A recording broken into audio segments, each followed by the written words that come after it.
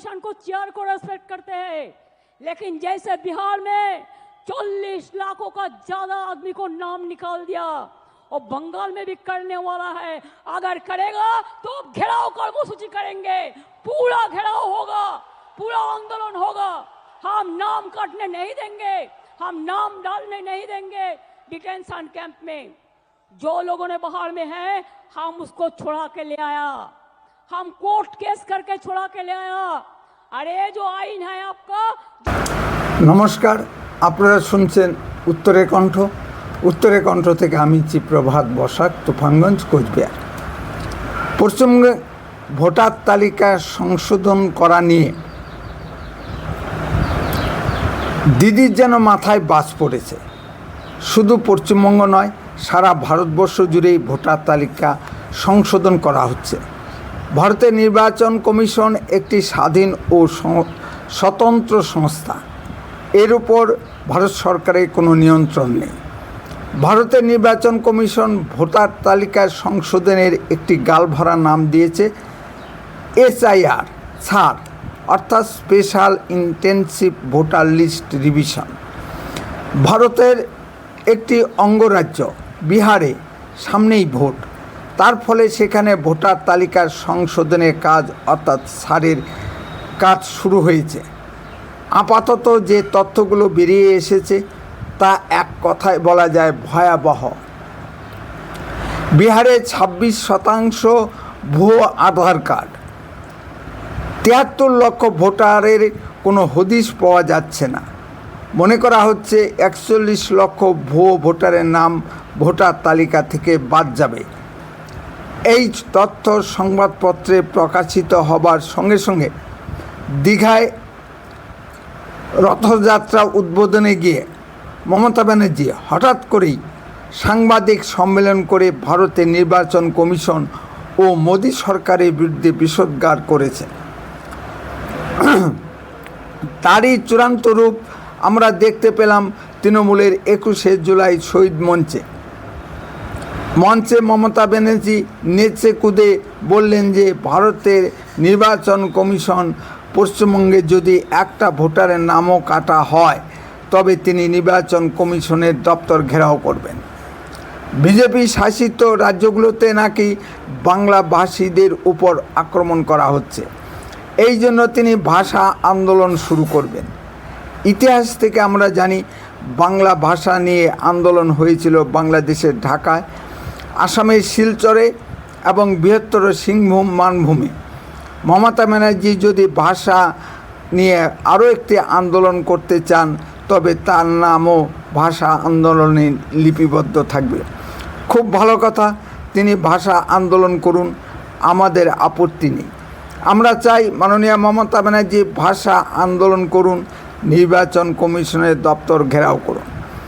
আন্দোলন করতে তো কোনো বাধা নেই। আপনার অনেক আন্দোলন আমরা দেখেছি যার নিটফল জিরো। আসল সত্যটা প্রকাশ করছেন না কেন? বলুন, বাংলাভাষী নয়, অবৈধ বাংলাদেশি মুসলিম অনুপ্রবেশকারীদের ধরা হচ্ছে। কারণ আপনি বেশ একটা সুবিধা পেয়ে গেছেন, বাঙালি এবং অবৈধ বাংলাদেশি মুসলিম অনুপ্রবেশকারীদের ভাষা একই। আপনি কি বলতে চান ভারতবর্ষে একটি অবৈধ বাংলাদেশি মুসলিম অনুপ্রবেশকারী ও রোহিঙ্গা মুসলিম অনুপ্রবেশকারী ঢোকেনি? বিজেপি শুধু এমনি এমনি চিৎকার করছে। বিজেপি শাসিত রাজ্যগুলোর কথা বাদই দিলাম, আপনার বন্ধু রাজ্যগুলো থেকে যেমন পাঞ্জাব, কেরল, কর্ণাটক ও তামিলনাড়ু থেকে অবৈধ মুসলিম অনুপ্রবেশকারীদের ধরে ধরে পুশব্যাক করা হচ্ছে কেন? এত পুশব্যাক করা হচ্ছে, বিমানে করে নিয়ে ঢাকায় ফেলে দিয়ে আসা হচ্ছে। বাংলাদেশ টু শব্দ দিয়ে করতে পারছে না কেন যে এরা বাংলাদেশের নাগরিক নয়? আপনি আরও নেচে কুদে বলুন, আমরা বাঙালিরা নাচন কুদন দেখতে পছন্দ করি। বাঙালিদের সমর্থনে দেখা যাচ্ছে কিছু কিছু মুখ ঢাকা শয়তান বুদ্ধিজীবী নামক জন্তুরা ঝোলা থেকে বেরিয়ে পড়েছে। মুর্শিদাবাদ ও মহেশতলায় যখন সাম্প্রদায়িক দাঙ্গা হলো, হিন্দুরা যখন ঘর ছাড়া হলো, তখন এরা গর্তে লুকিয়েছিল, আর এখন বেরিয়ে গেছে কিছু কামাইয়ের ধান্দায়। এই করে আসল সত্যটা ঢাকা যায় কি মাননীয় মমতা ব্যানার্জি? আপনাকে পুরী মন্দিরে ঢুকতে দেওয়া হয়নি, এই নিয়ে আপনার প্রচণ্ড ক্ষোভ আছে। এটাই স্বাভাবিক। প্রত্যেক মন্দিরের কিছু নিজস্ব নিয়মকানুন আছে। ভারতের লৌহ মানবী শ্রীমতী ইন্দিরা গান্ধীকেও ঢুকতে দেওয়া হয়নি, তাই নিয়ে এত জল ঘোলা হয়নি। রবীন্দ্রনাথ ঠাকুরকেও পীর আলী ব্রাহ্মণ অর্থাৎ পতিত ব্রাহ্মণ বলে ঢুকতে দেওয়া হয়নি। গান্ধীজিকেও ঢুকতে দেওয়া হয়নি। আমি পুরীর মন্দিরে গিয়েছিলাম, আমাকে তো কেউ বাধা দেয়নি। তাহলে আপনাকে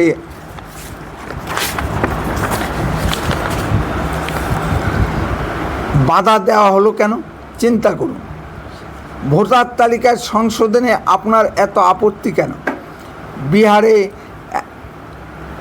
41 লক্ষ ভোটারের নাম বাদ গেছে। নিন্দুকেরা বলছে পশ্চিমবঙ্গে ঠিকমতো রিভিশন হলে 1 কোটিরও বেশি অবৈধ ভোটারের নাম কাটা যাবে। এই জন্যই কি আপনার এত নাচনকোদন? আমাদের কোচবিহারের দিনহাটা, সিতাই ও শীতলকুচিতে গত লোকসভা ভোটের আগে হঠাৎ করেই 30-40 হাজার ভোট বৃদ্ধি হলো কিভাবে? অনেকেই এর সিবিআই তদন্ত চাচ্ছেন। আর কোনো বিধানসভায় এভাবে ভোট বৃদ্ধি তো হয়নি। মমতা প্রশাসন উত্তর দিন। ভারতবর্ষের আর কোনো মুখ্যমন্ত্রী তো আপত্তি করছে না। 140 কোটি জনসংখ্যার দেশ, ভোটার থাকতেই পারে। এই সত্যতা আপনি কি অস্বীকার করতে পারবেন?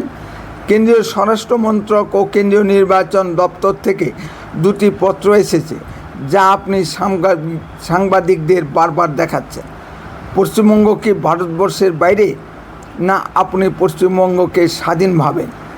কেন্দ্রীয় আইন পশ্চিমবঙ্গে লাগু হতে দেবেন না, খুব ভালো কথা। পশ্চিমবঙ্গের স্বাধীনতা ঘোষণা করে দিন না, তাহলে তো এত চিৎকার চেঁচামেচি বা নাচন কোদনের দরকার হয় না। অথবা ভোটটাই বন্ধ করে দিন, ঘোষণা করে দিন পশ্চিমবঙ্গে ভোটের কোনো দরকার নেই। মমতা ব্যানার্জি আজীবন মুখ্যমন্ত্রী থাকবেন। কেন্দ্রীয় স্বরাষ্ট্র মন্ত্রণালয়ের চিঠিতে অবৈধ বাংলাদেশি মুসলিম অনুপ্রবেশকারী ও রোহিঙ্গা মুসলিম অনুপ্রবেশকারীদের তাড়াতে নির্দেশ দেওয়া হয়েছে। শুধু পশ্চিমবঙ্গ আসেনি, ভারতবর্ষের সব রাজ্যেই এই নোটিশ গিয়েছে।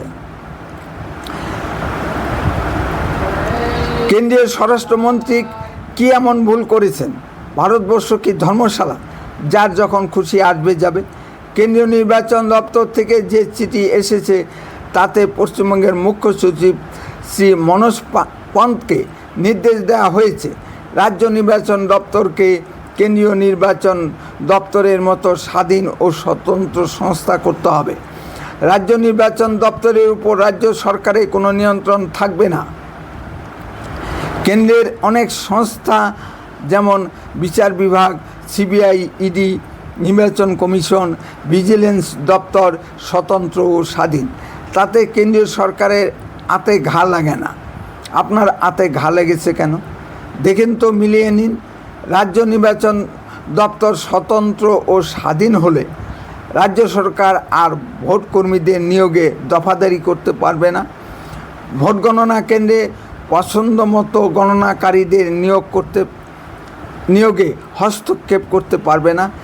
এতেই কি আপনি প্রমাদ গুনছেন? আপনার আচরণই তা প্রমাণ করে। এতদিন আপনি ভোট গণনার নামে কি করেছেন? এই সুবিধা বন্ধ হবার আশঙ্কাতেই আপনার আত্মচিৎকার শুরু হয়েছে। কথাটা কি খুব ভুল বললাম?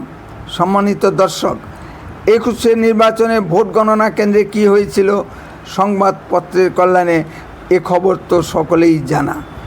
এ সুবিধা কি বারবার চান? পশ্চিমবঙ্গে ভোট প্রচারের নামে, ভোট গ্রহণের নামে ও ভোট গণনার নামে কি হয় সারা ভারতবর্ষের মানুষ জানতে পারলেও আর আপনি জানেন না। ভোটের নামে এত মানুষ খুন, এত রক্তের বন্যা আর কোনো রাজ্যে দেখা যায় কি মাননীয় মমতা ব্যানার্জি? ভোটের পরেও শান্তি নেই, শুরু হয় ভোট পরবর্তী হিংসায়, বাড়িঘর ভাঙচুর থেকে খুন ধর্ষণ। দেখুন না মাননীয় মমতা ব্যানার্জি, আপনার তৃণমূল দলের মহান কর্মী মালদা জেলার একটি স্কুলের হেডমাস্টার রফিকুল ইসলাম বিজেপি সমর্থকের শিশুকন্যাকে আমবাগানে নিয়ে গিয়ে ধর্ষণ করে পক্সো আইনে তার জেল হয়েছে। কি মহান মানসিকতার আপনার কর্মীবৃন্দ!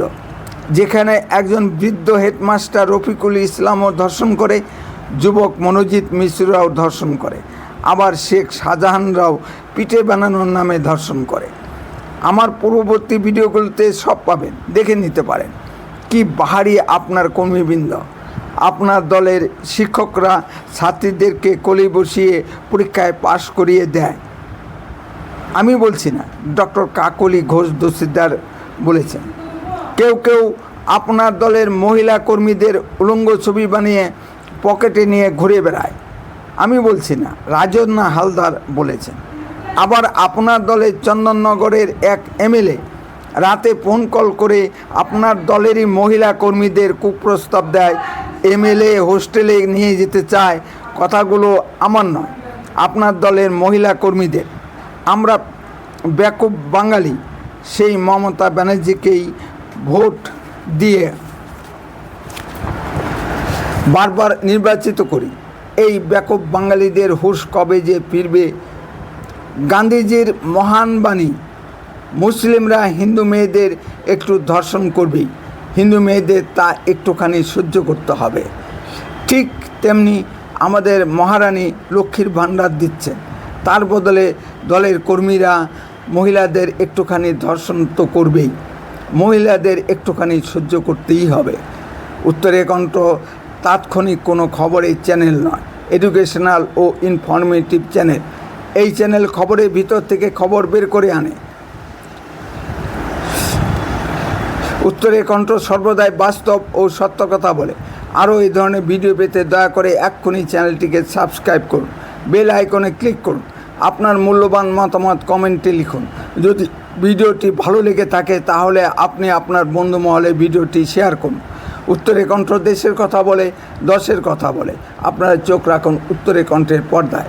বন্দে মাতরম, ভারত মাতা কি জয়। সুস্থ থাকুন, ভালো থাকুন। খুব শীঘ্রই ফিরে আসছি নতুন কোনো ভিডিও নিয়ে।